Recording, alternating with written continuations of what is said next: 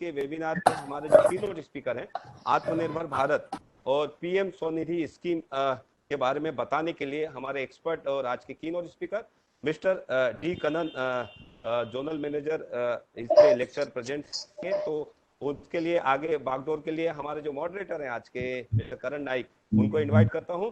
करण जी आए और आज की बागडोर संभाले और आपके जो तमाम सवाल जवाब है पीएम स्वनिधि स्कीम हो या आत्मनिर्भर। आज का जो प्रोग्राम है काफी बहुत बढ़िया टॉपिक है, आत्मनिर्भर भारत कैसे करना है। और आत्मनिर्भर करते समय जो सहायता लगेगी निर्भर होने में, आत्मा को निर्भर करने में जो सहायता लगेगी, उस सहायता के लिए जो मदद लगेगी, वो मदद कौन करने वाले हैं, किस तरह से करने वाले हैं और कैसे स्वावलंबी बने, इस टॉपिक पे आज का प्रोग्राम है हमारा। और उस टॉपिक पे हमारे आज के कीनोट स्पीकर जो है वो बात करने वाले हैं। कीनोट स्पीकर को बुलाने से पहले मैं बताना चाहता हूँ, कीनोट स्पीकर जो है हमारे, he is a commerce graduate and certified associate of Indian Institute of Bankers, having more than 38 years of experience, मतलब ऑलमोस्ट 4 दशक का एक्सपीरियंस है बैंकिंग में उनका। And he has worked in various capacities. Presently he is heading the Mumbai zone of Punjab and Sindh Bank, covering all the branches in Maharashtra and Goa. Well, to tell you about Punjab and Sindh Bank is one of the leading public sector bank with more than 112 years of experience. मतलब तकरीबन एक century पूरा, एक शतक जो है, once over a century का experience इस बैंक का एग्जिस्टेंस है। और एग्जिस्टेंस के साथ वो ये भी बताना चाहते हैं कि they are the leaders in agriculture lending and having maximum presence in the state of Punjab, Haryana, Delhi and Uttar Pradesh. And even though the bank has less than 2% of branch Maharashtra, it seems that their business from the state, this state, that is Maharashtra state, covers more than 20% of the bank's business. So imagine kijiye, just with Maharashtra, out of the total branches that they have, they are getting 20% of business in the agricultural lending business. So with all due respect, let us all put our hands together for today's speaker, Mr. D. Kannan. So, Mr. D. Kannan, I hand over to you. You can start over from here. Thank you, Mr. Karan.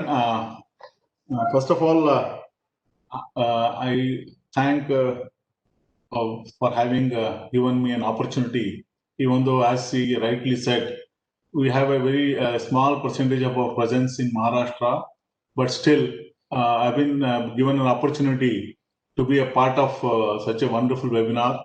And at the outset, I thank the chief guest, Sri Mangal Prabhat Lodaji, guest of honor, and our director on the board, Shailesh Gediaji, and then Ramesh Prabhu, chairman of Mahaseva Trust, and then moderator, Mr. Karan Naik, and then the organizers, Julie Shahji, secretary, Nirmay Bharat, Pinky Gediaji, president, Lions Club of Game Changer, Seema Mehta, convener, JB Nagar, CA Study Circle, and all my dear participants, and the respected member of parliament, Gopalji, and all other dignitaries. The main agenda out of that, what you call the Atmanirbhar Bharat, one of the agenda was providing relief, economic relief.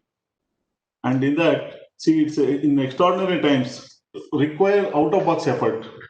Atmanirbhar Bharat is such an effort kick-started by Honorable Prime Minister on 12th May 2020 in his address to the nation. In a developing country like ours, with a huge population in the lower strata of the economy, COVID relief package required a special multi-dimensional approach, and Atmanirbhar Bharat is just that approach. 20 lakh crore have been outlined in various schemes under the package, aimed at making the self-employed population of the country, the real drivers of the economy, up on its feet to meet the difficult times. This is just not a relief package to meet the present crisis, but a vision to steer the economy towards self-reliance in Make in India approach, thus turning this crisis into an opportunity. The special package has various schemes for laborers, farmers, taxpayers, MSME, and cottage industries, including street vendors, on which I'm going to have a small presentation a little later, self-help groups and stressed MSMEs, etc. The first tranche of Atmanirbhar Bharat has a total outlay of 5.94 crore, in which major chunk of 3 lakh crore is a collateral-free loans and emergency credit to restart business, and rest in various schemes of stressed assets, employers, etc. In the second tranche, with a total outlay of rupees 3.1 lakh crore, a special credit facility for street vendors, a Swanidhi Yojana, was announced, along with other schemes for KCC, etc. A total of 5,000 crore has been laid out for the Swanidhi scheme. The importance of this scheme cannot be overemphasized. Street vendors play a very crucial role in smooth running of urban economy. These include vegetable sellers, textile apparel sellers, footwear sellers, tea sellers, pav batata sellers, and to have a very small capital base, which might have been used up during this crisis. A working capital of about 10,000 rupees repayable installment of 1 year is sanctioned under the scheme, which can be reavailed after time of repayment. Basically, in fact, many of the money lenders were taking undue advantage of the small lenders by charging them exorbitant interest rate. Now the government has really thought of the strata of the society by offering them almost an interest-free loan, and they know without affecting their repayment, affecting their regular day-to-day routine, they can very easily repay this loan. The scheme also encourages bringing these vendors into a digital platform and payments via BHIM, UPI, etc., thus keeping up with the changing times of social distance and cashless economy, and also make them literate, banking literate. No doubt, in a state like Maharashtra, Swanidhi scheme is going to be of the monumental impact, as we have a large population of street vendors. Now, I have a small presentation in the form of a video with regard to this Swanidhi scheme, and also PowerPoint presentation. And I have with me Mr. Santosh Chaudhary, the nodal officer, to further tell few words in colloquial Hindi and also answer some of the questions any of you may have. So let me just go through this this small presentation. Corona virus और उसके कारण बढ़ते हुए lockdown की वजह से आर्थिक नुकसान को देखते हुए रेहड़ी, पटरी पर दुकान लगाने वाले और फेरी वालों के लिए सरकार द्वारा PM street vendors Atmanirbhar Nidhi योजना शुरू की गई है। इस स्कीम के तहत स्ट्रीट वेंडर्स कोरोना संकट से उभरकर दोबारा से अपनी आजीविका शुरू कर सकेंगे। PM street vendors Atmanirbhar Nidhi योजना स्कीम के तहत रेहड़ी लगाने वालों के लिए कार्यशील ऋण उपलब्ध करवाया जा रहा है, जो बैंक, एनबीएफसी, माइक्रो फाइनेंस के संस्थान तथा अन्य वित्तीय संस्थाओं द्वारा प्रदान किए जाएंगे। इसमें 10,000 रुपए तक की कार्यशील पूंजी ऋण की सहायता उपलब्ध करवाई जा रही है और इसके लिए कोई कोलेटरल नहीं लिया जाएगा। कार्यशील पूंजी ऋण पर 7% की दर से ब्याज सब्सिडी भी मिलेगी और मासिक आपके खाते में डाली जाएगी। प्रतिमाह 100 रुपए तक नगद वापसी का भी प्रोत्साहन दिया जाएगा। इस योजना की अवधि मार्च 2022 तक है। अब आप ये जाने कि ऋण आवेदन कैसे किया जाए। इसके लिए स्कीम पोर्टल pmswanidhi.mouha.gov.in पे जाएं। इस पोर्टल पर आपको जानकारी मिलेगी तथा आप स्वयं या किसी कॉमन सर्विस सेंटर CSC की मदद से ऑनलाइन एप्लीकेशन फॉर्म भी भर सकते हैं। ऑनलाइन फॉर्म भरने से पूर्व 3 चीजें सुनिश्चित करने की जरूरत है। इसके लिए आप पोर्टल के होम पेज पर नीचे स्क्रॉल करें, व्यू मोर पर क्लिक करें। इससे आप प्री एप्लीकेशन स्टेप्स वाले लिंक पर आ जाएंगे। लोन अप्लाई करने से पूर्व ये 3 स्टेप्स आवश्यक हैं। 1. लोन एप्लीकेशन के लिए आवश्यक डॉक्यूमेंट्स यानी दस्तावेजों की जानकारी के लिए फॉर्म डाउनलोड करें और उसे अच्छी तरह समझ लें और जो जानकारी जरूरी है उसे तैयार करके रखें। 2. लोन लेने से पहले सुनिश्चित कर लें कि आपका फोन नंबर आपके आधार के साथ लिंक्ड हो। ये आपके लोन के लिए आवश्यक होगा। आवश्यकता आपके ऑनलाइन eKYC व आधार वैलिडेशन के लिए होगी अथवा इसी मोबाइल नंबर पर आपको OTP प्राप्त होगा। अगर जरूरत हो तो ये आपको लेटर ऑफ रेकमेंडेशन प्राप्त करने व भविष्य में अन्य सरकारी सहायता प्राप्त करने में भी सहायक सिद्ध होगा। अगर आपका आधार मोबाइल से लिंक्ड नहीं है तो उसे लिंक कराने के लिए कृपया अपने नजदीकी आधार सेंटर पे जाएं और मोबाइल नंबर अपडेट कराएं। 3. आपको ये भी पता करने की जरूरत है कि अर्बन लोकल बॉडी यूएलबी या म्युनिसिपैलिटी के नियमों के तहत आप किस कैटेगरी में आते हैं और उसके लिए आपको किन दस्तावेजों की जरूरत होगी। इसमें 4 कैटेगरी हैं। Category A, B, C, D. Category A वे स्ट्रीट वेंडर्स जो अर्बन लोकल बॉडी या म्युनिसिपैलिटी के सर्वे में चिन्हित हैं व जिन्हें सर्टिफिकेट ऑफ वेंडिंग सीओवी या पहचान पत्र जारी किया गया है। कृपया पोर्टल में वेंडर सर्वे लिस्ट पे जाएं और अपना स्टेटस चेक करें। आप वेंडर सर्वे लिस्ट लिंक जो पोर्टल पर दिया है पर अपनी जानकारी भरें और अपना नाम मिल जाने पर अपना सर्वे रेफरेंस नंबर SRN नोट कर ले। ऋण आवेदन करते समय अपना SRN और सर्टिफिकेट तैयार रखें। कैटेगरी बी वे स्ट्रीट वेंडर्स जिनका सर्वे तो हुआ है पर वेंडिंग सर्टिफिकेट या पहचान पत्र नहीं है, वो अपना SRN नंबर सुनिश्चित करें। ऑनलाइन एप्लीकेशन भरते समय आपको प्रोविजनल सर्टिफिकेट और पोर्टल से उपलब्ध हो जाएगा। इसके अलावा अगर आपका नाम सर्वे में नहीं है तो आप अगली 2 कैटेगरी सी व डी कैटेगरी में हो सकते हैं। कैटेगरी सी वे स्ट्रीट वेंडर्स जिनका सर्वे नहीं हो पाया या जिन्होंने सर्वे के बाद कार्य शुरू किया या जिनके पास टाउन वेंडिंग समिति का लेटर ऑफ रिकमेंडेशन LOR है। Category D way street vendors जो आसपास के ग्रामीण क्षेत्रों में रहते हैं और समीप के शहरों कस्बों में आकर कार्य करते हैं और जिनके पास वेंडिंग समिति का लेटर ऑफ रिकमेंडेशन LOR है। इन दोनों कैटेगरी के लिए आपके पास लेटर ऑफ रिकमेंडेशन LOR है तो ऑनलाइन एप्लीकेशन से पहले तैयार रखें। ये LOR यानी लेटर ऑफ रिकमेंडेशन आपको ULB से प्राप्त होगा और यदि आपके पास लेटर ऑफ रिकमेंडेशन नहीं है तो भी आप फॉर्म भर सकते हैं।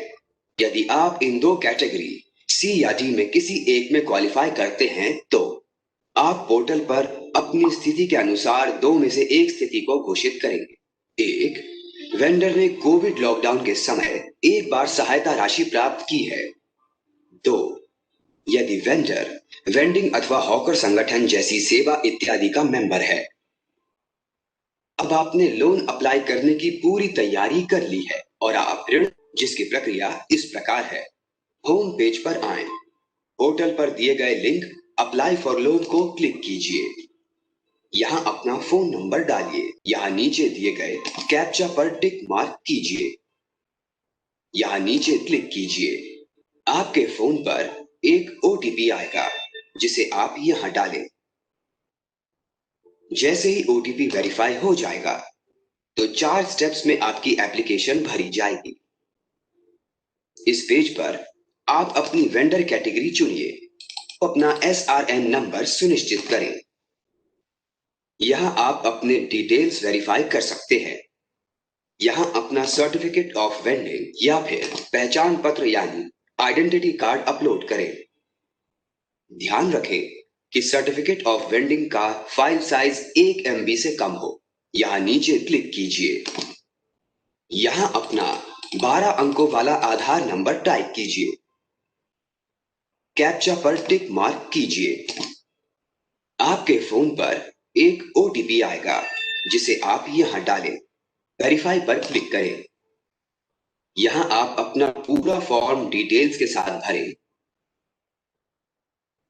इसके बाद सबमिट पर क्लिक करें। यहां अपना सर्टिफिकेट ऑफ वेंडिंग अपलोड करें। सबमिट पर क्लिक करें। यहां आप अपनी एप्लीकेशन मार्केट प्लेस में सबमिट करवा सकते हैं जिसमें ये आपके एरिया के सभी बैंक जो कि पिन कोड से लिंक हैं, NBFC, माइक्रो फाइनेंस संस्था तथा अन्य वित्तीय संस्थाओं को भेज दी जाएगी। या फिर आप अपनी मर्जी के बैंक में भी ये एप्लीकेशन सबमिट करवा सकते हैं। आपको चुनने का विकल्प मिलेगा। इसके बाद आपके सबमिट पर क्लिक करते ही आपको एप्लीकेशन सबमिट का मैसेज दिखाई देगा। साथ ही इसमें एप्लीकेशन नंबर भी दिखाई देगा। इसे नोट कर लें। डन पर क्लिक करें।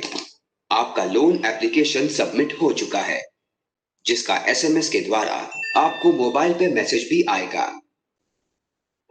यहाँ आपको आपका एप्लीकेशन स्टेटस दिखाई देगा, जिसमें नाम, एप्लीकेशन स्टेटस, लोन अमाउंट आदि सभी डिटेल्स होंगी। यहाँ आप बाद में भी अपना लोन स्टेटस चेक कर सकते हैं। अब आपने लोन अप्लाई करने की प्रक्रिया पूरी कर ली है। आपका बहुत बहुत धन्यवाद। I hope this presentation has everything in detail, and also, in fact, I have given a small PDF presentation to the modulator. If you can present that PDF, and then also I will hand it over to Mr. Santosh. Santosh, you can just continue the session now. Santosh is my nodal officer sitting in Ahmednagar. Good evening to everybody. Shared the video also. It is it was a self-explanatory video. हमें सबको अच्छे से पता चल गया था उसमें क्या है एक्चुअली, कि जो स्ट्रीट वेंडर्स है, हॉकर्स है, ठेला वाला है, जो भी है, मतलब जो भी छोटे मोटे कारोबारी है, जिनका ये कोरोना में जो लोग बहुत ज्यादा इफेक्ट हुए हैं, और जो लोग अपना अनऑर्गेनाइज सेक्टर से ऑपरेटिंग करते थे, जैसे हम मतलब पान वाले से लेके, दूध वाले से लेके, एवरीथिंग, ब्रेड वाला, अंडे बेचने वाला, वेजिटेबल्स बेचने वाला, जो भी था, जो इफेक्ट हुआ था, तो उनके लिए गवर्नमेंट एक स्कीम लेकर आया। और वो स्कीम सारे एनबीएफसीज, एंड उसमें एक सबसे अच्छा पॉइंट ये था कि फर्स्ट टाइम उन लोगों ने माइक्रो फाइनेंस को भी अलाउ किया, कि जो गांव-गांव में जाके, जिनका एग्जिस्टेंस गांव-गांव में है, कि मतलब अर्बन एरियाज में जो हॉकर्स है, लेकिन वो रूरल एरियाज से भी आते हैं, उनको भी फायदा हो, जो आसपास के गांव में से अपना छोटा मोटा वेजिटेबल्स या दूध और जो भी छोटे मोटे लेकर अपना बेच रहे हैं, तो ऐसे लोगों के लिए भी ये स्कीम लागू था, मेनली उनके लिए ही लागू था। तो बेसिकली ये स्कीम के 3 पार्ट थे। फर्स्ट, मतलब वो माइक्रो फाइनेंस के लिए अलाउ किया गया, एनबीएफसीज के लिए अलाउ किया गया, सेल्फ हेल्प ग्रुप्स के लिए अलाउ किया गया, शेड्यूल बैंक्स के लिए भी किया, प्राइवेट बैंक्स के लिए भी किया, गवर्नमेंट बैंक्स के लिए भी किया। और उसके 3 ऑब्जेक्टिव्स थे। एक तो उनको इजीली पैसा मिले, फटाफट मिले, विदाउट एनी हेजिटेंट मिले, विदाउट एनी डॉक्यूमेंटेशन, ज्यादा डॉक्यूमेंटेशन मिले, एंड वो उनके बिजनेस के लिए काम आए, तो उनको थोड़ा सा रेवेन्यू, लिक्विडिटी उनके पास आ जाए कि वो ऑपरेट कर पाए। एंड 3 ऑब्जेक्टिव्स ये थे। फर्स्ट था कि उनको वर्किंग कैपिटल मिले, उसका एक लिमिट बना दिया गवर्नमेंट में कि वो था 10,000, मैक्सिमम 10,000। दूसरा था कि उनको इंसेंटिव्स मिले उसमें, अगर वो रेगुलर पेमेंट भरे, क्योंकि ये अनऑर्गेनाइज सेक्टर है, यहाँ बैंक तो फंड कर देगा, लेकिन पैसा वापस कैसे आएगा? तो गवर्नमेंट ने ये सोचा कि हम इनको इंसेंटिव्स दे देते हैं जो रेगुलर पेमेंट भरे, उनको थोड़ा मोटिवेट भी हो जाएगा, और वो ये आशा भी रहेगी कि हम अगर रेगुलर पेमेंट भरे तो हमें और भी लोन मिलेगा बैंकों से। थर्ड थिंग ये था कि उनको डिजिटल प्लेटफॉर्म पे आ जाए। उसके कारण क्या होगा, उनको मतलब थोड़ा सा कैश भी कम होगा मार्केट में, एंड वो जो डिजिटल पेमेंट्स होंगी, उनको सिंप्लीफाइड डिजिटल पेमेंट्स होगी, जैसे यूपीआई और क्यूआर कोड से स्कैन हो गए, उनका इनकमिंग आ जाएगा उनके अकाउंट में, तो उस पर भी इंसेंटिव्स मिलेगा। जैसे गवर्नमेंट ने बोला कि अगर वो पहले 50 ट्रांजेक्शन्स करते हैं तो उनको 50 रुपीज मिलेंगे, फिर अगर अलग 25 करते हैं, मतलब 75 ट्रांजेक्शन्स करते हैं तो फिर 75 रुपीज मिलेंगे, एंड फिर 100 ट्रांजेक्शन्स करते हैं तो 100 रुपीज मिलेंगे। तो ऐसे, और बाकी वो तो स्कीम 24 मार्च तक जो वेंडर्स थे उनके लिए लागू थी। सर्टिफिकेट जिनके पास है उनको भी लागू है, जिनके पास सर्टिफिकेट्स नहीं थे वेंडिंग के, उनके लिए भी, जो सर्वेज में थे उनके लिए भी लागू था। और जो सर्वे से आउट ऑफ, मतलब उनका सर्वे नहीं हुआ, उनके लिए भी लेटर ऑफ रिकमेंडेशन बनाया। वो मैनेजर भी दे सकता है, या किसी लोकल अथॉरिटी से भी वो ऑनलाइन अप्लाई करके वो विदिन 30 डेज अपना लेके फिर अप्लाई कर सकते हैं, या पहले लोन अप्लाई करके फिर रिकमेंडेशन करके वो लेटर ऑफ रिकमेंडेशन बैंक में जमा कर सकते हैं। तो कोई इस स्कीम से छूटना नहीं चाहिए, ये एम था गवर्नमेंट का। तो ये चारों पॉइंट उन्होंने सिंप्लीफाइड बना दिए। तो यूएलबीज को भी उन्होंने ये बोल दिया कि आप लोग सर्वे कीजिए, जिनको जो सर्वेज में नहीं आए हैं, जो अपने गांव चले गए हैं, गांव से वापस आएंगे, वो जो सर्विस में नहीं आ पा रहे हैं, उनको भी एक सर्टिफिकेट इशू कर दीजिए, और वो बैंक में सबमिट होने के बाद बैंक उसको फाइनेंस करेगी। जस्ट द मोटिव वाज कि हाँ वो जेन्युइन वेंडर है, बस इसी के लिए वो एक क्लॉज रखा। फिर उसका जो लोन है उस पे अपन आते हैं, तो लोन ये है कि 10,000 का working capital in the form of working capital है, तो वो लोग प्रीपेमेंट भी कर सकते हैं। और उसका टेन्योर 1 साल का है, मतलब 12 महीने का उन्होंने शेड्यूल बना दिया कि 12 महीने में आप लोग भर दीजिए और उस पे इंसेंटिव भी ले लीजिए। फिर सेकंड थिंग ये है कि वो कोलैटरल फ्री है, कोलैटरल टू द बैंक, मतलब कुछ भी कोलैटरल नहीं देंगे वो बैंक को। सिंप्लीफाइड है कि ओनली उनके वो वेंडर है और हमने उनको 10,000 रुपीज देना है अपने बिजनेस पर्पज के लिए। उसकी क्राइटेरिया था कि आधार कार्ड लिंक होना चाहिए उनके अकाउंट से एंड वही अकाउंट में हमने डिसबर्स करना है। टाइमली अर्ली पेमेंट कर सकता है अपना, वो मतलब रेगुलर पेमेंट कर सकता है। और रेगुलर पेमेंट करने वालों को हम 2 टाइप की फैसिलिटीज दे रहे हैं। एक कि हम उनको इंटरेस्ट सब्सिडीज दे रहे हैं, 7% इंटरेस्ट सब्सिडी आएगी उसमें, वो क्वार्टरली बेसिस पे आएगी। 4 क्वार्टर्स में 4 सब्सिडीज अमाउंट आएगा 7% के हिसाब से। एंड सेकंड थिंग ये है कि उनको अगर वो रेगुलरली पे करते हैं तो नेक्स्ट फेज में हम अराउंड 20,000 अमाउंट आया हुआ है कि हम 20,000 उनको फाइनेंस करेंगे। उसमें कोई प्रीपेमेंट चार्जेस, कोई फोरक्लोजर चार्जेस कुछ भी नहीं है। सेम थिंग है कि वो एनपीए नहीं होना चाहिए बस, तभी आपको सब्सिडीज मिलेगी। वो अकाउंट हर क्वार्टर पे रेगुलर होना चाहिए, तो उस क्वार्टर की सब्सिडी उसको क्रेडिट हो जाएगी। वो वन टाइम भी पेमेंट कर देगा या बल्क में भी पेमेंट भर देगा, तो अकॉर्डिंगली जो इंटरेस्ट लगा है उस पे वो 7% की सब्सिडी उसको मिल जाएगी। चार्ट है आपके रेफरेंस के लिए कि कैसे कैसे, फॉर एग्जांपल हमने 24% इंटरेस्ट लिया हुआ है। अगर 24% लेते भी है इंटरेस्ट और उसकी ईएमआई बनती है कुछ 946 रुपीज, तो अगर वो हम देते हैं 10,000, वो भरता है 11,349 रुपीज, तो उसको 30% इंटरेस्ट सबवेंशन आएगा उसमें एंड 88% उसको इंटरेस्ट लगेगा। एंड उसको जो बेनिफिट्स है, कैशबैक इंसेंटिव्स है, वो मिला के उसको 118% का मतलब उसको रिटर्न्स मिल रहे हैं। मतलब इट इज मतलब 18% उसको लोन देने के बाद भी ज्यादा मिल रहा है अगर वो कैश इंसेंटिव्स पे जाए। डिजिटल पेमेंट्स अगर वो हर महीने 100 ट्रांजैक्शन करे तो इट इज वेरी सिंपल। कोई भी सब्जी वाला है तो रोज अगर वो 20-25 लोग भी उसके ठेले पे आते हैं और उसमें से अगर 50% भी लोग अगर डिजिटल ट्रांजैक्शन करते हैं तो भी महीने में उसके 300 लोग हो जाते हैं। 30 डेज 300 पीपल्स, तो उसको इजीली 100 पीपल्स का 100 रुपीज इंसेंटिव मिल जाएगा। तो वो इट इज मतलब वही 1200 रुपए हो गए और उसका ब्याज है 1300 रुपए 1350 रुपए। तो मतलब इट एंड इंटरेस्ट सब्सिडी 400 रुपए मिलेगी, तो ये हो जाता है 1600 रुपए। इसका फायदा ही है, मतलब लोन लेके भी फायदा है, रीपेमेंट करके भी फायदा है, इंटरेस्ट सब्सिडीज भी है, एवरीथिंग। और उसको लिक्विडिटी भी मिल रही है। गवर्नमेंट के बहुत सारे इंसेंटिव, बैंक का भी ये है कि बैंक का डिजिटल ट्रांजेक्शन ट्रांसपेरेंसी आए, वो भी सीख ले। It is very easily available. UPI हमने एक ऐप, भीम ऐप इंस्टॉल कर ले तो उसके मोबाइल जो लिंक है उस मोबाइल नंबर उस पे यूपीआई हो जाता है, उसी में से क्यूआर कोड जनरेट हो जाता है एंड एनी अदर नेटवर्क वो यूज कर सकता है basically. But most simple is UPI transactions and QR code easily scan हो जाता है, इजीली पेमेंट आता है, 24 आवर्स में एक्टिवेट हो जाता है।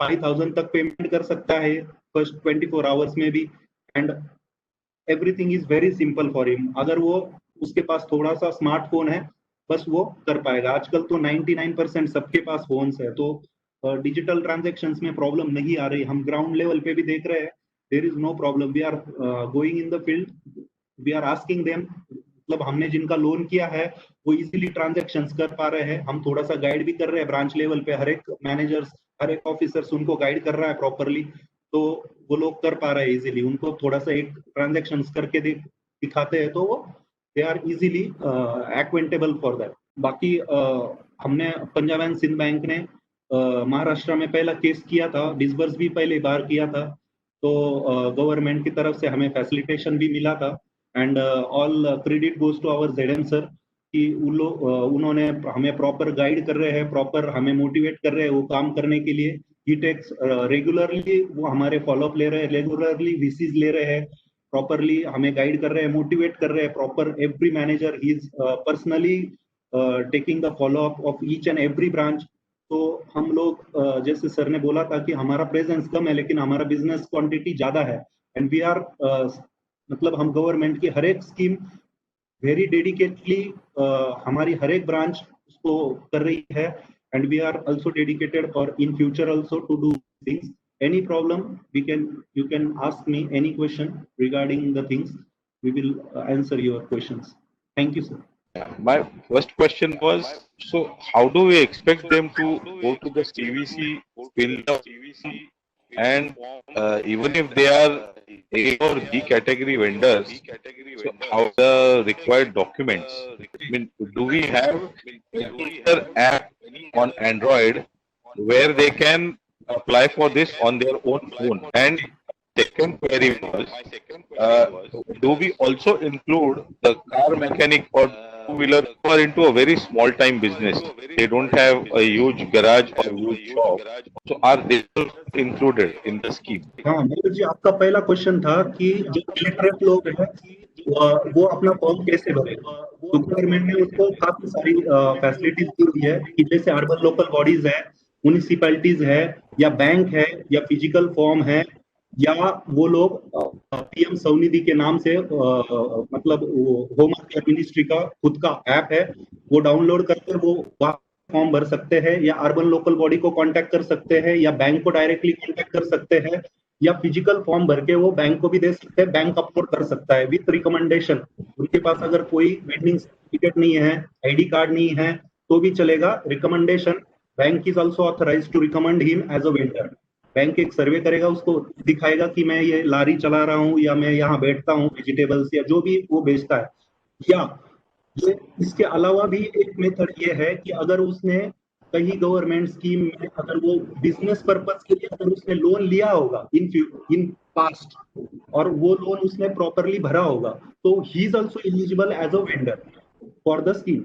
आपका सेकंड क्वेश्चन था कि जो मैकेनिकल है, टेम्पररी जॉब करते हैं टू व्हीलर फोर व्हीलर्स का, तो yes sir, I would like to say कि हर एक जो बंदा कुछ भी बेचता हो, चाहे वो रोड साइड पे बेचता हो, अपना थैला लगा के बेचता हो, जैसे हम सब्जी मंडी में जाते हैं वो लोग रोड पे बैठते हैं आजकल लॉकडाउन में, तो वो रोड पे बेचने वाला भी एलिजिबल है अपना बिजनेस चलाने के लिए.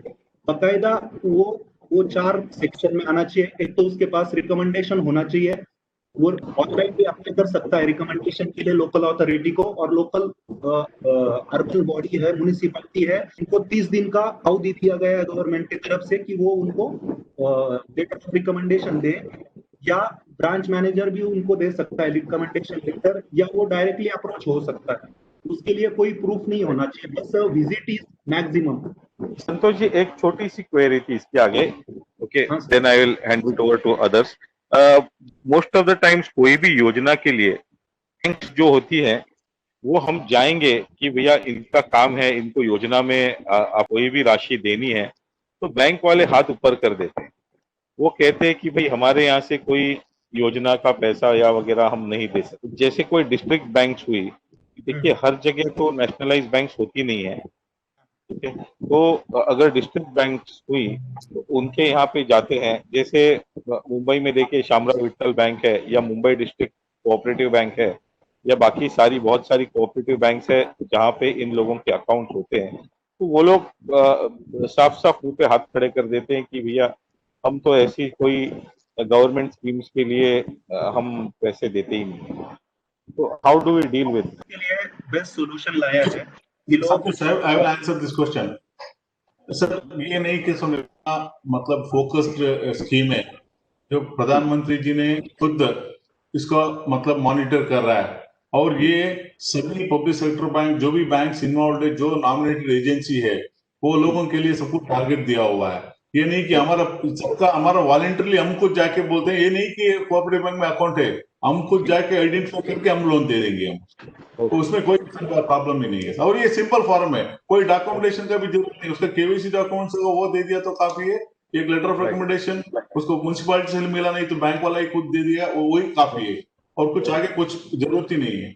और ये पूरा सर, ये उसमें क्या है, गवर्नमेंट गारंटीड लोन है, बैंक वाला को भी कोई चिंता नहीं है लोन दे के भी, और इसमें इंसेंटिव के साथ जुड़ा हुआ है, तो लोग भी डिफॉल्ट करने का संभावना बहुत कम है. इसलिए बैंकर्स का भी बहुत ज्यादा कॉन्फिडेंस है कि ये लोन कभी प्रॉब्लम नहीं होगा। नहीं सर, प्रैक्टिकली अगर हम देखने जाए, ये सारा अंडरटेकिंग गवर्नमेंट का है अमाउंट का। नहीं, ये स्कीम अलग स्कीम है। ओके। आज तक है ना, इतना कैटेगरिकली कोई गवर्नमेंट ये नहीं बोला था कि ये गवर्नमेंट गारंटी लोन है, आपको कोई चिंता नहीं, आप दीजिए करके कभी नहीं बोला था। पहले इसका साथ रेडियस हो जाता था, और अभी इतना बढ़िया स्कीम बनाया हुआ है, इसके साथ इंसेंटिव का ट्रैक भी है। जो लोन लेता है उसको कुछ समझ में आ जाता है कि ये एक ही लोन नहीं, आगे देखिए ये 10,000 में कम नहीं होगा। 10,000 देकर, ये पहले एक स्कीम था 20,000 देने का, 10,000 उन्होंने वापस दे दिया, तो उसको 20,000 करने का भी एक प्रपोजल था। बाद में उसको केप्ट इट ऑन होल्ड, बाद में भी वो भी आ सकते हैं। जो प्रॉम्प्ट रिपे करते हैं तो आगे ज्यादा लोन मिलने का संभावना भी है। और ये माइक्रो फाइनेंस इंस्टीट्यूट कैसा काम कर रहा है, ऐसा ही जो पब्लिक सेक्टर बैंक से काम कराने के लिए गवर्नमेंट ने एक बढ़िया स्कीम निकाला हुआ है। Thank you so much. Thank you. I see some of you have asked for this presentation, and I'm going to share this, not an issue at all. The PPT and presentation, everything will be shared. And my number, I can, you can note it down, 9867086699. This is my WhatsApp, my telephone or mobile number. You can just send a request, and then I'll see that it is immediately the presentation and the PPT sent to you, sir. इनको अभी समझो mobile अपना digital payment को बढ़ा देने के लिए लेने का है, तो ये अपना इसमें वर्किंग कैपिटल से गिना जाएगा, क्योंकि बजाज फाइनेंस और कार से लेके तो उनको ज्यादा ब्याज गिरेगा, और यहाँ पे इनको ब्याज भी कम गिरेगा, और अपना डिजिटल का बढ़ावा भी होगा। तो हो सकता है क्या ये जो स्कीम है ये लिक्विडिटी के लिए है, उसके बिजनेस के लिए, जो वो ऑलरेडी करता है। मतलब वो अगर हॉकर है, वेजिटेबल्स बेचता है, तो उसको वेजिटेबल खरीदने के लिए वर्किंग कैपिटल मिलेगा, उसका बिजनेस बढ़ाने के लिए या उसका बिजनेस चलाने के लिए।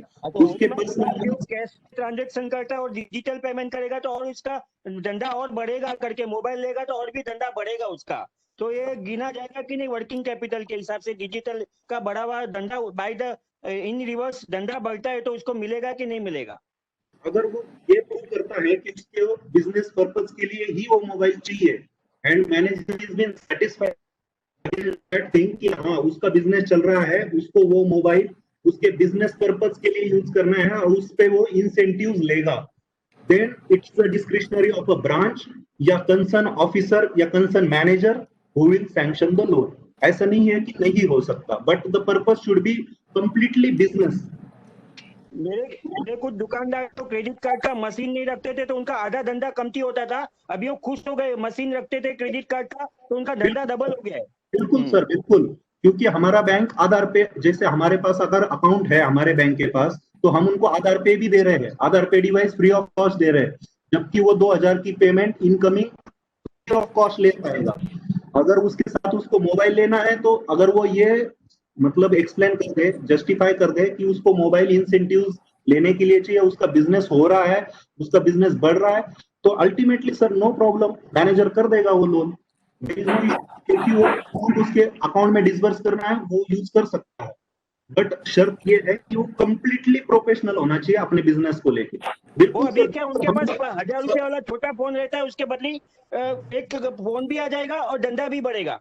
सर ऐसा है ना, ये हमारा ये स्कीम के अंदर 10,000 रुपया मैक्सिमम है, ये नहीं कि उसके और कुछ रिक्वायरमेंट है तो हमारा बाकी लोन स्कीम है उसमें दे सकता है लोन हम उसको, उसमें कोई इश्यू नहीं है। ये स्कीम में 10,000 रुपया है, सपोज ये it's a part of the infra, we certainly we can give him loan, not an issue at all.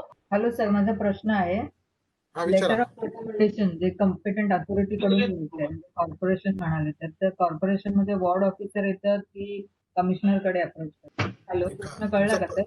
प्रश्न जरा पुन्हा एकदा करा। संतोष सरांनी आता सांगितलेलं की लेटर ऑफ रेकमेंडेशन घ्यायचंय, कोणी व्यक्तीला लोनसाठी जायचं आहे त्याने, मग ते रेकमेंडेशनचं जे लेटर आहे ते एकतर बँक देणार किंवा कॉम्पिटंट अथॉरिटी देणार, कॉर्पोरेशन देणार असं म्हणाले। त्यांनी ते दोन्ही ऑप्शन दिलेत, बँकेचं पण ऑप्शन आहे as far as I know. Santosh ji please enlighten. Yes yes madam, तुमचा प्रश्न आहे तर जर त्यांनी दोन मेथड्स आहेत, त्यांनी जर ऑनलाईन अप्लाय केलं, ऑनलाईन सवनिधीच्या साईटवर तो जाऊन तो रिकमेंडेशन साठी तो अप्लाय करू शकतो, तर ते सिंपल फॉर्म आहे, तो रिकमेंडेशन त्यांनी ऑप्ट केल्यानंतर फॉर्म भरल्यानंतर तो डिजिटली ते जातं म्युनिसिपल कॉर्पोरेशनला, म्हणजेच अर्बन लोकल बॉडीला, आणि ते सिस्टम जनरेटेड आहे. तो सिस्टम जनरेटेड ते लोक ऑनलाईन त्याला रिकमेंडेशन लेटर सेंड करणार त्याच्या मेलवर किंवा त्या साईटवर, आणि त्या सिरियल नंबरवर तो त्याचं डाउनलोड करून तो आपला फॉर्म, तसं नाही केलं, समजा तो इलिटरेट आहे, तो ऑनलाईन फॉर्म नाही भरू शकत, तर बँकेला पण एक फॉर्म दिलेला, फॉर्मॅट दिलेला आहे, किंवा कोणाला पण जसं कमिशनर आहे, डेप्युटी कमिशनर आहे, किंवा जे लोक हे काम बघतात, कन्सर्न ऑफिसर आहे, जो डेस्क ऑफिसर आहे, फील्ड ऑफिसर आहे, NULM चे लोक आहेत, ते त्याला ते रिकमेंडेशन लेटर फिजिकल फॉर्म मध्ये पण देतात. आणि मॅनेजरला ही एक फॉर्मॅट आहे, ऍटलीस्ट पंजाब अँड सिंध बँकने स्वतः एक फॉर्मॅट बनवलेला आहे, आणि गव्हर्नमेंट ऑफ इंडियाने ही स्वनिधीसाठी एक तो आपण फिजिकली त्याला देऊ शकतो बनवून, आणि त्याच्यावर तो लोन अवेल करू शकतो. हो हो मॅडम बोला. मगाशी जे पीपीटी दाखवली ना, त्यामध्ये 2 प्रायमरी रिक्वायरमेंट, लेटर रेकमेंडेशन आणि आधार कार्ड डॉक्युमेंट कंप्लायन्स साठी. म्हणजे ऍप्लिकंटला लेटर ऑफ रेकमेंडेशन साठी कोणाकडे अप्रोच व्हायला नकोय. त्याने जर बँकेतला हा फॉर्म भरला, किंवा जे आता फॉर्म इथे डिस्प्लेला दाखवलेला, तो फॉर्म जर बँकेत दाखवला, तर बँक आम्हाला रेकमेंडेशनचं लेटर देऊ शकते. आता म्हणजे लॉकडाऊन सुरू झाल्यानंतर काही रिक्षावाले होते ज्यांनी झाल्यामुळे भाजीचं दुकान टाकलंय, किंवा टोपली घेऊनच बसतात, काही जण अगरबत्ती विकतायत, तर ऍप्लिकेबल आहेत का? तुमचा प्रश्न आहे की रिक्षावाले ज्यांचे रिक्षाज वगैरे आहेत, त्यांनी आता दुसरे काम, छोटे मोठे काम चालू केले त्यांच्या उपजीविकेसाठी, बरोबर ना? आणि ते इलिजिबल आहेत का? तर मॅडम नक्कीच ते इलिजिबल आहेत, पण त्याचे क्रायटेरिया आहेत की त्यांना 4 गोष्टी, एक तर त्यांच्याकडं ते सर्वे मध्ये आलेले हवे आहेत का, 24 मार्चच्या आधी ते वेंडर हवेत, नाही तर मग ते ऍटलिस्ट सर्वे लिस्ट मध्ये आलेले हवेत, नाही तर ऍटलिस्ट त्यांना लोकल बॉडीला कम्युनिकेट करून त्यांच्याकडून रिकमेंडेशन घ्यायला लागेल, नाही तर मग त्यांना हे प्रूव्ह करायला लागेल की ते खरोखर काम करत आहेत आत्ता पण, आणि ते तो बिझनेस म्हणजे सध्या, आणि त्या बिझनेस साठीच त्यांना ते पैसे हवेत, हे ऍटलिस्ट ब्रांच मॅनेजरला त्यांना जस्टिफाय करायला लागेल. या गोष्टी जर ते करतायत तर ते नक्कीच इलिजिबल आहेत, काही प्रॉब्लेम नाही, कारण की ते पैसे, ती स्वनिधी योजना त्याच्यासाठीच लागू केली गेली आहे. संतोषजी, म्हणजे याचा अर्थ एक क्लियर है कि कुठल्याही वेंडरला, किसी भी वेंडर को सिर्फ KYC चाहिए, इम्पोर्टेंट है, क्योंकि देखिए, क्योंकि कैसा होता है, लोकल बॉडी में अगर जाएंगे ना, अगर कोई भी महानगर पालिका हो, नगर पालिका हो, फिर ये भी एक भ्रष्टाचार का कारण हो जाता है, यानी लेटर ऑफ रिकमेंडेशन, ठीक है? तो जनरली बैंकर्स तो ऐसा करते नहीं है, तो I feel sir I just want to add one thing here sir, ये लेटर ऑफ रिकमेंडेशन ये मैनुअल नहीं है, ये सिस्टम जनरेशन होता है. अभी पहले ये नहीं कि पहले लेटर ऑफ रिकमेंडेशन नहीं चाहिए करके, ये बैंकर ने केस हो गया, ये आदमी स्ट्रीट वेंडर है, वो if is convinced and then is due diligence, उन्होंने लोन सैंक्शन करके पोर्टल में चढ़ा दिया, तो automatically municipal authority letter of recommendation issue कर देगा ऑनलाइन. इसमें कोई मैनुअल का लेटर ऑफ रिकमेंडेशन नहीं होता है, पूरा सिस्टम जनरेटेड होता है. तो ऑनलाइन हम चला देंगे तो ऑटोमेटिकली वो कंसर्न म्युनिसिपल अथॉरिटी में जाएगा, वो automatically letter of recommendation generate होगा. शैलेश गेरिया जी और आप तमाम लोगों का थैंक यू वेरी मच, और हमारे जो मॉडरेटर है करण नायक जी, आपका भी बहुत बहुत शुक्रिया दोस्तों.